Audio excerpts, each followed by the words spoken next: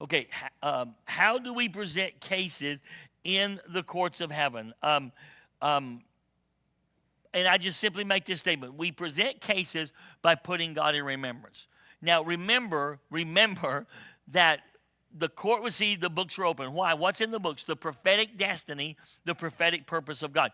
You have to have some prophetic sense of what's in those books, okay? So you present a case by putting God in remembrance of what he has prophetically stated. So listen, you can have heard something from God. Bring that before God. Someone could have prophesied something over you. Bring that before God. See, what are you doing? I promise you, if it's real prophetic, it's written in a book. It's written in the books of heaven. So I put him in remembrance. See, Isaiah 43:26 is clear. It says, he says, put me in remembrance. Let us contend together. State your case that you may be acquitted. See, in other words, he said the way you put God, or the way you state your case, the way you present a case before the Lord is by putting God in remembrance. Now, why is this important? You say, well, wait a minute. God knows everything. Why should I need to tell him something? Well, here's what you got to get.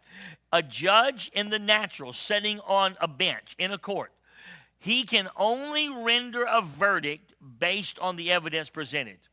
If the prosecution or the defense doesn't present evidence, he can't rule on it.